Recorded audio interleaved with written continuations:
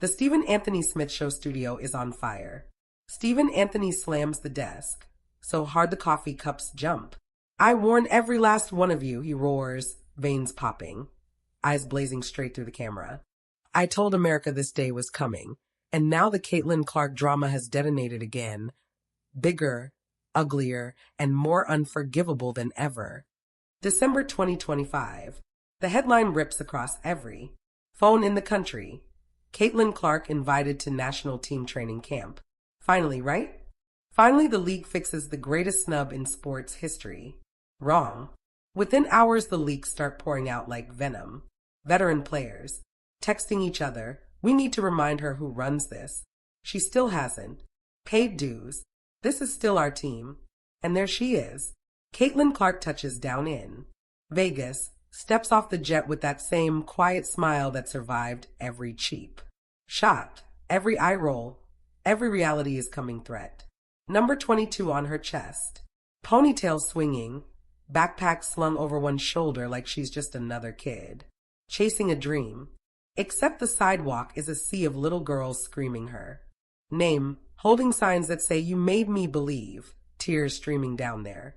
Faces, black girls, brown girls, white girls from small towns, immigrant moms, lifting toddlers onto their shoulders just to catch a glimpse of the young woman who turned women's basketball into must-see television. But behind those gym doors the villains are already waiting. The same selection committee that exiled her from Paris. The same veterans who laughed when she hit the floor. The same voices that spent 2 years whispering she was overrated, privileged, a marketing trick. They thought leaving her off the Olympic roster would teach her a lesson. They thought the hard fouls and the silence would make her shrink. Instead, they created a hero the entire country is ready to ride for. Stephen Anthony leans in so close the camera fogs. They tried to bury Caitlin Clark. All they did was hand her the biggest spotlight women's sports has ever seen. The internet explodes in real time. Hashtag Clark deserves better hits #1 worldwide. Moms are ugly crying in the comments. Dads are canceling league pass. Teenagers are posting videos burning their USA basketball gear. Then comes the leak that stops 1 million hearts. Insiders say the plan inside camp isn't integration. It's intimidation. Break her spirit one more time. Make her quit. Stephen Anthony drops his voice to that deadly whisper we all know means bodies are about to drop. They forgot one thing. Caitlin Clark isn't the scared rookie they snubbed in 2024. She's been through the fire. She's got receipts. And this time, she didn't come to ask for a seat. She came to take the whole damn table. The gym doors swing open. Caitlin walks in, alone, head high, ready to face the very women who tried to erase her. And as those doors close behind her, every single one of us feels it in our chest. This isn't a training camp anymore. This is war. And the old guard just lit the match that's about to burn their entire kingdom down. But what Stephen Anthony Smith saw coming, what he screamed into that microphone months ago that nobody wanted to hear, is finally here. And when the truth comes out over the next 2 weeks, careers will end, legacies will crumble, and one young woman from Iowa is about to remind the world why you never, ever count out the girl who changed the game. The entire country is holding its breath, and the air tastes like betrayal. Flashback to the summer of 2024. The Olympic roster drops. Caitlin Clark's name is nowhere. Within minutes, the internet fractures into 1 million pieces of pure rage. Hashtag justice for Caitlin rockets past 20 million impressions in an hour. Moms who never watched a basketball game in their lives are on Facebook posting paragraphs with crying emojis. Dads who grew up on Jordan highlights are tweeting fire emojis under every WNBA account they can find. Immigrant parents who crossed oceans for a better life see their own daughters in Caitlin's face and whisper they're doing to her what they always do to the new girl who shines too bright. And the numbers don't lie. Olympic ratings. Without her, a disaster. Women's basketball viewership dipped 22% from the previous cycle. Entire families who discovered the sport through Caitlyn's fever games simply turned the channel. Paris felt empty. The gold medal still came home, but it felt hollow, like winning the lottery, and realizing the ticket was printed on fool's gold. Cut to December 2025. USA basketball finally. Caves. They send the invitation. Not a guarantee, just training camp. A chance. The statement is polished, corporate, fake humble. We're excited to see Caitlyn compete for a spot. Translation, damage control. They need her ratings, her ticket sales, her magic, because the league is bleeding new fans faster. Then it can sign them up. But here's where it gets ugly. Leaked group. Chats surface the same day. Veteran players calling her entitled. 1. All-star texts. If she thinks she can waltz in here after everything she stirred up, she's got another thing coming. Another writes, we protected this program when nobody cared. She doesn't get to skip the line because Twitter loves her. The screenshots spread like wildfire. Progressive accounts, immigrant advocacy pages, young women of color who fell in love with the game. Because of Caitlyn made it feel possible, they all see the same thing, the same. Old gatekeeping dressed up as tradition. Stephen Anthony Smith goes live within minutes. He doesn't scream this time. He's quiet, deadly quiet. Y'all thought the story was over when she missed Paris. Y'all thought the hard fouls and the cold shoulders would make her disappear. But all you did was radicalize an entire generation of new fans who now understand exactly who's holding women's basketball hostage. And then he says the line that breaks the internet all over again. They're not inviting Caitlin Clark to camp to play with them. They're inviting her so they can finish what they started, break her in front of the world and call it toughness. The clip hits 50 million views. Before sunrise, little girls are crying in their bedrooms. Mothers are texting their group chats. This is why we can't have nice things. Young Latina sports writers are writing open letters. Caitlin Clark made me believe a girl from a small town could be undeniable. Don't let them punish her for it. The stakes have never been higher. This isn't about one roster spot anymore. This is about whether women's basketball chooses growth or grudges, whether it welcomes the future or clings to a past that never welcomed the rest of us. And as Caitlin boards that flight to Vegas, every single one of us feels the same electric surge in our chest. If they think they can dim her light twice, they have no idea the supernova they're about to unleash. But to understand just how deep the resentment runs, how calculated the sabotage has been from the very beginning, we have to go back further than Paris. We have to look the villains dead in the eye and ask, what kind of person spends decades fighting for respect, only to deny it? To the very woman who finally brought the world to their doorstep? Let's pull the mask off and stare the villains straight in the face. Start with Cheryl Reeve, head coach of Team USA, the architect of the 2024 snub.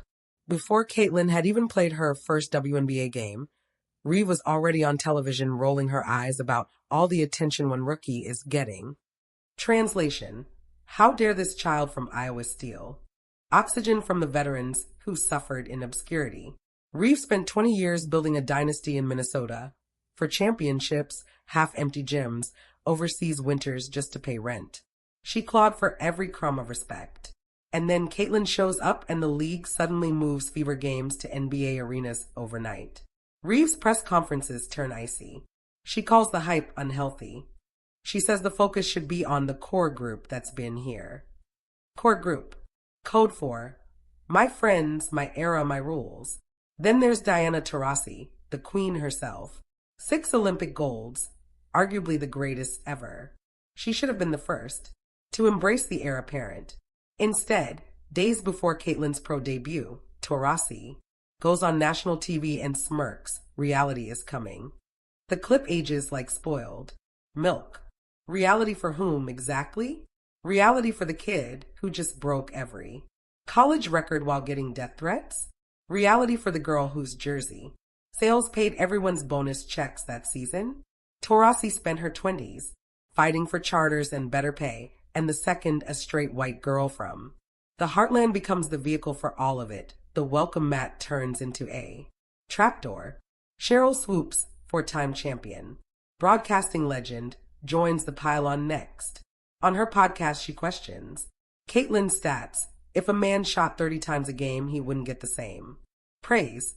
Never mind that Swoops herself once attempted 28 shots in a finals game. Never mind that Caitlyn's efficiency was actually higher than most guards in the league. The goalposts didn't just move. They were loaded onto a truck and driven by resentment. And the worst part? None of them ever had to fight alone. They had each other.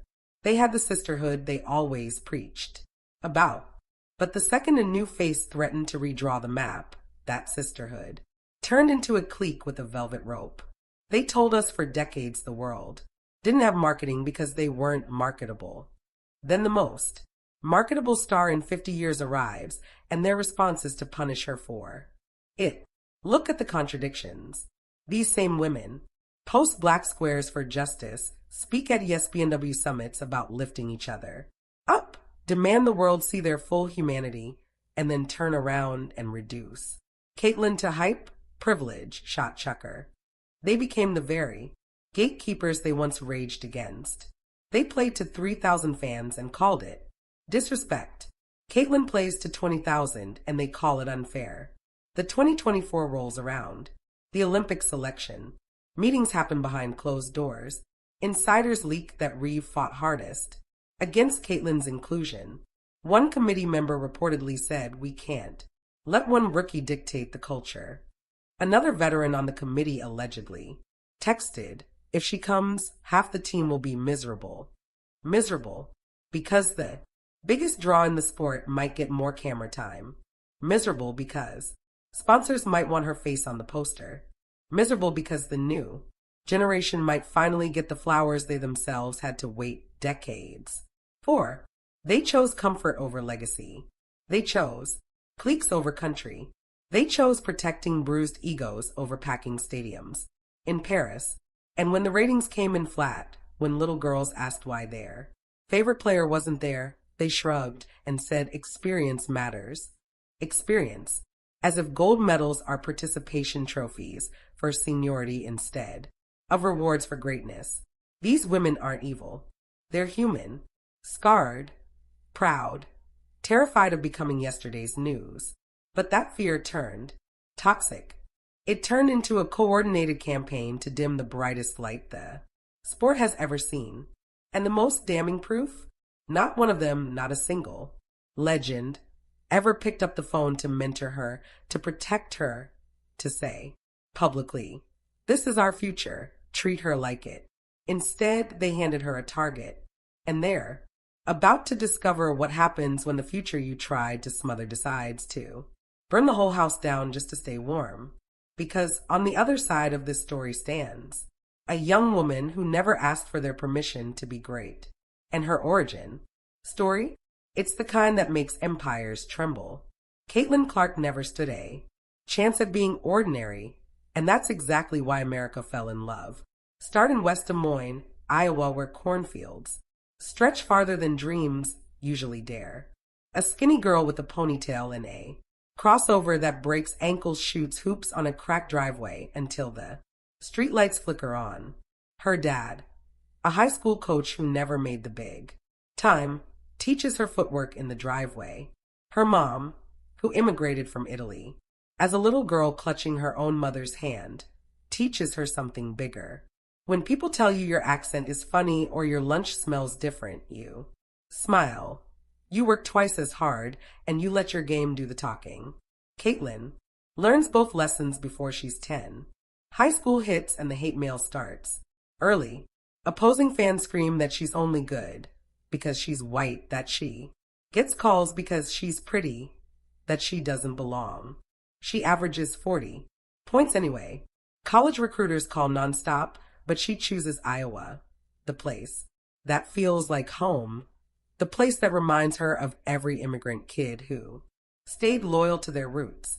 In Iowa City, she shatters every record Pete Maravich ever set, plays through sprained ankles and death threats, streams Games to living rooms where little black girls in braids and little Latina girls in hand-me-down jerseys see themselves in her fight.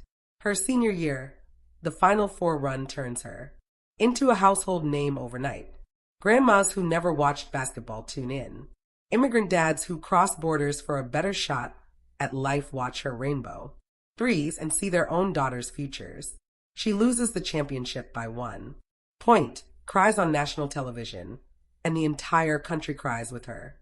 Because we recognize that raw, beautiful hunger.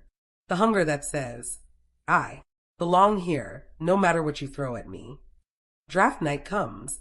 The Indiana Fever select her. Number 1. The arena sells out in 11 minutes. Season ticket waits hit 5 years. Suddenly little girls are wearing number 22 braids in their hair, painting Clark on the back of jerseys in every color of the rainbow. A young Dominican girl in Washington Heights posts a video draining a half-court shot and captioning it for Caitlin, who made me believe a girl like me can be the star. A Somali refugee mom in Minneapolis frames a photo of Caitlin hugging her daughter after a game and hangs it above the dinner table like a saint. Then the pros hit her like a freight train. The cheap shots start immediately. Chindi Carter blindsides her, hip checks her to the floor, calls her a name no microphone catches.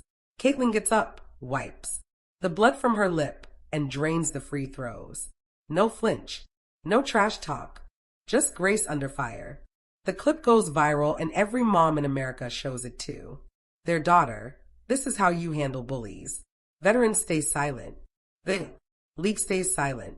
Caitlin keeps smiling for the kids in the front row, keeps signing every autograph, keeps mentoring rookies after practice even when her own body is bruised. Off the court, she's quieter thunder. She flies home on off days to run free clinics in small-town gyms where the bleachers used to be empty. She FaceTimes a young trans girl who's scared to try out for her middle school team and tells her, your shot is beautiful exactly the way it is. She surprises an immigrant family from Syria at a Fever game, pays for their season tickets herself, sits with them at halftime, and asks the mom about her journey. When hate comments flood her Instagram, she responds with heart emojis and posts photos of little brown girls holding signs that say thank you for seeing us. Through every snub, every eye roll, every she hasn't earned it, Caitlin keeps building. She studies film until 3 in the morning. She texts rookies encouragement after tough losses. She turns every arena into a celebration of every kid who was ever told they didn't belong. And when the Olympic Committee leaves her name off the roster, she doesn't lash out. She posts one simple message. Proud of the women representing our country. I'll be cheering louder than anyone. The grace breaks the internet. All over again. Millions of us see our own mothers in that statement, our own sisters, the way we swallowed pain to keep the peace and kept working anyway. That rejection didn't crush her. It forged her. Every bruise, every silent locker room, every leaked text calling her entitled, became fuel. She comes back stronger, drops 50-point triple-doubles, sells out playoff games, lifts teammates who never lifted her. And now, December 2025, that same young woman from the cracked driveway is walking into the national team camp carrying every little girl who ever felt too new, too different, too loud, too quiet, too much. She's not just ready to play. She's ready to prove that the future doesn't ask permission. She's ready to turn every scar into a spotlight. And when those gym doors close behind her, every single one of us knows the real show is about to begin. Because the moment Caitlin Clark steps onto that court surrounded by the very women who tried to break her, the debate isn't about basketball anymore. It's about who gets to write the next chapter of this sport and who's about to get left behind forever. The summer of 2024 turns into a slow-motion car crash we can't look away from. June, the Olympic roster leaks. Caitlin Clark's name is missing. The official statement lands like a wet towel, difficult decisions, core continuity, experience. Twitter explodes so hard the app crashes for 12 minutes. Stephen Anthony Smith storms onto first take, wearing all black like he's attending a funeral. This isn't a basketball. Decision, he thunders, pointing at the camera like it owes him money. This is personal. This is jealousy wearing a blazer and calling itself professionalism. The panel tries to interrupt with veteran leadership. Talking points. Stephen Anthony cuts them off. Save that weak sauce for somebody who hasn't seen the numbers. Y'all just sabotaged the biggest growth spurt women's sports ever had because a few egos couldn't handle sharing the stage. July. The hard fouls get dirtier.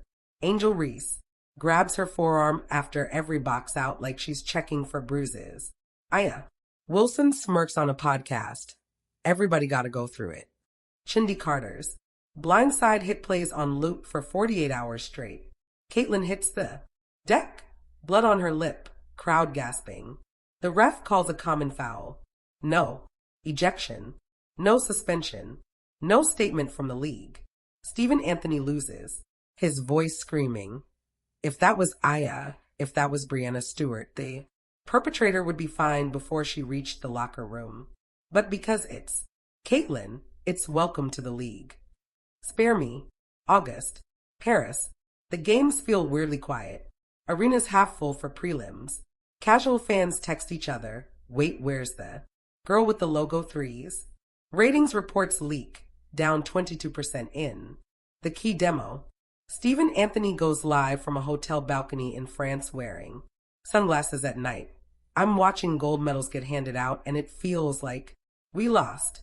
Because we did. We left the one person who could have made the entire world care at home because somebody's feelings got hurt. Congratulations, y'all. Played yourselves. Fall 2024. Caitlin keeps her head down and keeps cooking. 50-point games. Game winners. Sold-out playoff runs. Little. Girls in hijabs and braids and cornrows fill the stands holding signs in 3 different languages. Thank you for making us visible. Veterans keep side-eyeing. On podcasts, she still turns it over too much. The hype is unhealthy. Every critique lands like a backhanded compliment from someone terrified of becoming irrelevant. Winter 2025. The invitation finally arrives. Not a roster spot, just training camp. A consolation prize wrapped in corporate speak. The statement drips with condescension. We look forward to evaluating Caitlin alongside our core. Translation. Come prove you're worthy of the table. We already decided you can't sit at. The leaks start immediately. A veteran texts a reporter. If she can't handle practice battles, she doesn't belong. Another tells a podcaster off record. Some of us are tired of the circus. Stephen Anthony reads the quotes on air and laughs without humor. Practice battles? Y'all couldn't handle the circus when it was bringing in circus money. Now you want to turn camp into the Hunger Games because you're scared she'll outshine everybody on day one. The morning Caitlin's plane touches down in Vegas. The gym is already simmering. Reporters catch Taurasi muttering to a teammate, let's see if Iowa prepared her for this. Cameras catch Reeve watching warm-ups with arms folded so tight her knuckles go white. The air feels thick enough to choke on.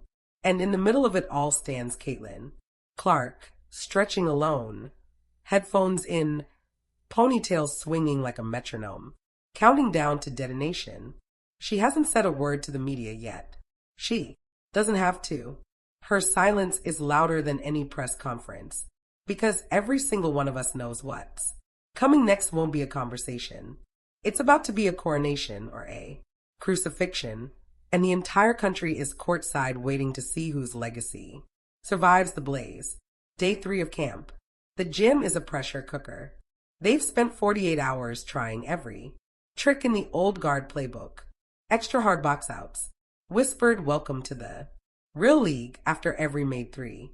Reeve barking at the coaches to run plays that isolate Caitlin on defense, then smirking when a veteran posts her up.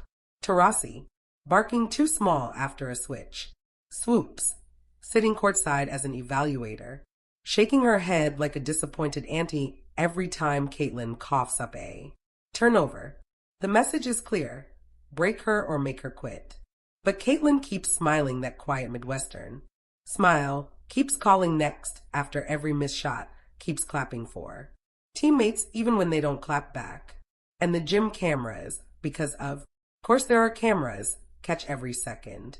Then comes the scrimmage that changes everything. Blue team versus white team. Caitlin's on. White. First possession, Taurasi posts her up, elbows flying, talking the entire time. Caitlin strips her clean, outlets, sprints the floor, catches, rises, and buries a transition three so deep the net barely moves.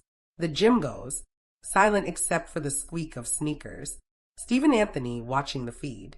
From Bristol, already texting producers, here we go. Next possession down, Reeve screams for A. Double team the second Caitlin touches it. She splits it with a no-look dime. That hits a cutter in stride for an and one layup. The young players on the bench lose their minds. The veterans stay stone-faced. Third quarter. Caitlin's got the ball at the logo with 10 on the shot clock. Taurasi is guarding her, talking nonstop. Caitlin fakes left, crosses right, leaves Taurasi on the floor, pulls up from 30 feet, and the ball splashes so clean the echo feels like a gunshot. The entire gym erupts, coaches, trainers, even the janitors. Taurasi stays seated. For an extra beat, staring at the spot where Caitlin crossed her like she's trying to figure out if it really happened. Final minute. Score tied. Caitlin's team down. One ball in her hands. The veterans sag off, daring her to shoot. She pump fakes, drives, kicks to the corner. The pass is late. Intercepted. Taurasi races the other way for what should be an easy transition bucket. Except, Caitlin sprints back like her life depends on it, leaps from behind, and pins. The layup on the glass, so hard the rim shakes. The gym detonates. Young players rush the court like they just won the finals. Veterans stand frozen. Reeve calls timeout. The huddle is chaos. Taurasi is yelling at the refs. Swoops is yelling at Reeve. And in the middle of it all, Caitlin walks back to her huddle, high-fives a rookie and says loud, "Enough for the mics to catch. We good. Let's close this." They win by 8. Caitlin finishes with 32, 12 assists, 4 blocks, 0 complaints. That night the clips hit the internet like a nuke. Hashtag Caitlin in Paris 2028 starts trending before dinner. Barstool runs the block 10 times in slow motion with Avengers theme blaring. A 10-year-old girl in Chicago posts a video recreating the pin with the caption, "This is how you answer bullies." It gets 20 million views. Stephen Anthony goes live at midnight. He doesn't scream. He just plays the block on loop and lets it speak for itself. Then he drops the receipts. Leaked selection committee emails from 2024 that read, "Caitlin would disrupt chemistry, and we can't let one player dictate the brand." He reads them verbatim, voice shaking with controlled fury. Disrupt? Chemistry? The only chemistry y'all protecting is the chemistry of resentment. The next morning, Reeve holds a press conference. She's asked point blank if Caitlin has earned a roster spot. Reeve hesitates half a second too long and says, "We're still evaluating." The room groans audibly. The clip becomes the most remixed sound on TikTok within hours. Young women of every shade lip-syncing. "We're still evaluating" over footage of Caitlin cooking the entire veteran squad. By day 5, the tide has turned so hard the veterans are drowning in it. Aya Wilson posts a photo hugging Caitlin after practice, caption, "Learned a lot today." Respect. Brianna Stewart likes every pro-Caitlin tweet she can find. Even Taurasi is caught on camera laughing with her during water breaks. The fortress cracks, then crumbles. And on the final day, when the coaches announce the 12-woman roster for the upcoming World Cup qualifiers, Caitlin Clark's name is called first. The gym erupts again. She doesn't pump her fist. She doesn't cry. She just nods once, like she always knew this moment belonged to her, and mouths "thank you" to the little girls in the bleachers holding signs that read, "We never stop believing." Stephen Anthony closes his show that night with The most chilling 8 words he's ever spoken. They tried to break her. She broke them instead. The old guard is still in the gym, picking up the pieces of legacies they spent years building, now scattered across the hardwood like confetti. And standing in the center of it all is the same girl from Iowa who never asked for their permission to be undeniable. But the story doesn't end with a roster spot. It ends with a revolution. And the aftershocks are about to shake women's basketball to its foundation. The gym doors barely close before the earthquake hits. Within 30 minutes of the final roster announcement, #Thank you Caitlin is the #1 trending topic on every platform in America. Not just sports Twitter, every corner of the internet. A video of Caitlin hugging a teary-eyed rookie who just made her first national team because Caitlin passed her the rock 15 times in the scrimmage hits. 50 million views by bedtime. The caption reads, "She didn't just earn her spot. She lifted everybody else into theirs." Celebrities who stayed quiet in 2024 suddenly find their voices.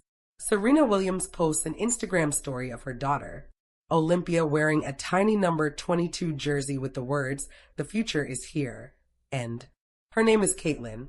Travis Scott changes his profile picture to the block on Taurasi.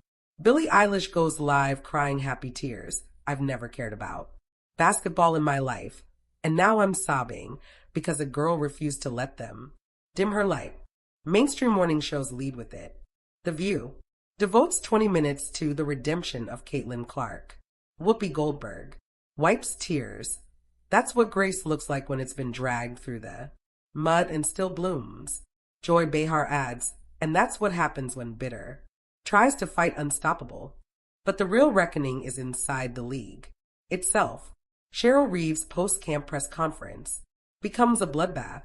A young black reporter asks point blank, "Coach, do you regret leaving her off the Olympic team now that she just dominated your veterans?" Reeves stammers, mutters something about growth mindset, and the clip becomes the most ratioed video in WNBA history. By nightfall, a change.org petition titled "Remove Cheryl Reeve as National Team Head Coach" has 400,000 signatures, mostly from women and girls of color who write comments like, "I'm a black mom and my daughter idolizes Caitlin. Stop punishing excellence." Diana Taurasi tries to laugh it off on a podcast 2 days later. "It's just basketball. People are too sensitive." The backlash is instant and nuclear. Old clips resurface of her saying reality is coming, and the replies flood with screenshots of Caitlin's stat lines next to Taurasi's from the scrimmage. The top reply, liked 1.2 million times, is from a Latina college player. Reality came. Her name is Caitlin Clark, and she just cooked you in one-on-one. Respectfully, corporate America moves faster than conscience. Nike drops a surprise commercial that night. 30 seconds of slow motion. Footage from camp, Caitlin's block, her no-look passes, her hugging teammates. Set to a voiceover of a little girl saying they told her she didn't belong. She showed them where she was going. No logo at the end, just the words. Believe anyway. It breaks YouTube records for fastest 100 million views ever. The WNBA quietly announces that every Fever home game for the next 2 seasons will be played in Gamebridge fieldhouses. Full 20,000-seat configuration, no more intimate 8,000-seat setups. Translation: they finally admit Caitlin is the economic engine, and they can't afford to pretend otherwise anymore. Young players start speaking out. Angel Reese posts a photo with Caitlin laughing at the free throw line. Iron sharpens iron, proud to share the court with the truth. Aya Wilson goes on the pivot and says, "We got comfortable being the big fish in a small pond." She reminded us the ocean is bigger than all of us. And in living rooms across the country, immigrant mothers who once felt invisible sit their daughters down in front of the highlights and say the same thing in a dozen different accents. Media. That's how you answer people who say you don't belong. You show up, you work, you love anyway, and you let the scoreboard do the rest. The old guard is left holding cracked crowns, trying to explain to sponsors why the villain edit is trending harder than their highlight reels ever did. And somewhere in Indianapolis, Caitlin Clark is. Asleep by 10 p.m., phone on Do Not Disturb, dreaming of the next practice, the next little girl waiting for an autograph, the next impossible shot. Because the revolution isn't loudest when the revolutionary doesn't need to say a word. She just keeps rising. And when the dust finally settles, only one truth remains. They tried to gatekeep the future, and the future walked straight through the gate, carrying all of us on her back. The final whistle of the last scrimmage still echoes when the real gold gets handed out. Caitlin Clark stands at center court, sweat dripping, jersey soaked, surrounded by every little girl the camp invited for. Closing ceremonies. She's not holding a trophy. She's holding a microphone. Someone shoved into her hand, and for the first time all week she speaks. Not to the veterans, not to the cameras, to the kids. I was told a lot of things growing up, she says, voice steady as a heartbeat. That girls from small towns don't make it. That rookies wait their turn. That if you shine too bright, people will try to turn off the lights. But every single one of you proved them wrong just by showing up today. A little black girl in braids raises her hand. Did it hurt when they didn't pick you for the Olympics? The gym goes dead. Quiet. Caitlin kneels, so their eye level. Yeah, it hurt. But pain is just proof you cared enough to try. And trying is how we change everything. The moment breaks the internet before the buses even start. Mothers across the country hit record on their phones, knowing their daughters will need this clip on repeat for the rest of their lives. Later that night, Stephen Anthony Smith closes his show with the lights dimmed, just him and the camera. They thought they were teaching Caitlin Clark a lesson. Turns out she was the professor and the curriculum was dignity. He plays the clip of her kneeling, then lets it breathe for 5 full seconds of silence. Rare air on sports television. That, right there, that's the Real Olympic moment we missed in Paris. Not the medal, the message. The league tries to spin it, of course. They release a glossy statement about unity and growth. But the statement lands like a participation ribbon at a track meet, because the truth is already out. They are living in the comments sections, the group chats, the bedtime stories. Immigrant parents now tell their kids, remember the girl who refused to hate back? That's how you win. Cheryl Reeve resigns as head coach of the national team program 2 days later.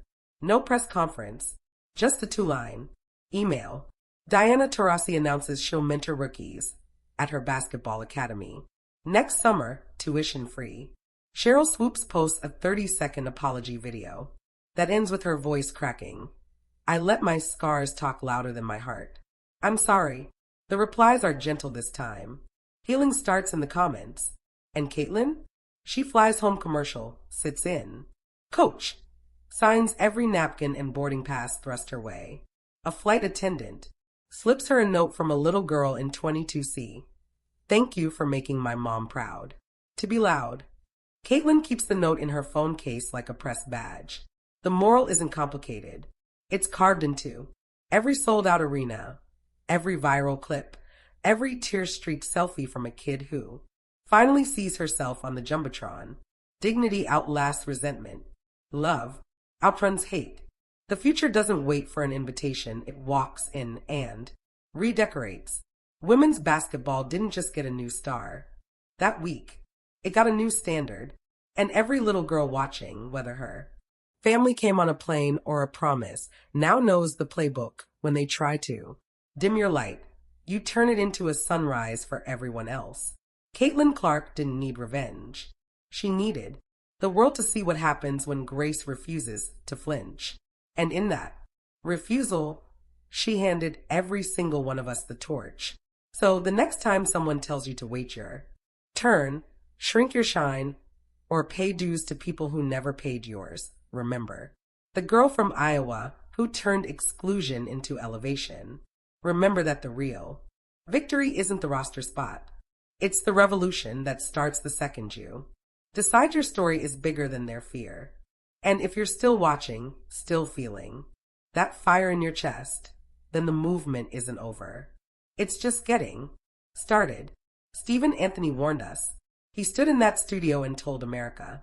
The explosion was coming, and baby, it came, shook the rafters, cracked the old guard wide open, and left Caitlin Clark standing in the light she built for all of us. She didn't burn the house down. She just turned on every light inside it so every little girl, every immigrant daughter, every kid who ever felt too new, too loud, too different could finally see the door was never locked. She just had to walk through first. So here's the truth we carry out of this story. Together, arrogance folds, grace wins, and the future belongs to the ones brave. Enough to love the game louder than the gatekeepers hate change. Court queens, if this fire lit something in your chest, if you felt seen when Caitlin refused to shrink, if you're ready to protect the next rookie who dares to be undeniable, then this is your voice. Matters right now. Smash that subscribe button like it owes you money. Drop your story in the comments. Tell us who tried to dim your light and how you kept shining. Share this video with every mom, every coach, every little girl holding a basketball and a dream. Tag it hashtag we are the future, because we are. We don't need permission anymore. We have Caitlin Clark's receipts, Stephen Anthony's prophecy, and a whole generation ready to run through brick walls for what's right. The revolution isn't coming. It's already here, and it's wearing number 22. See you in the next one. Stay loud, stay proud, stay unstoppable.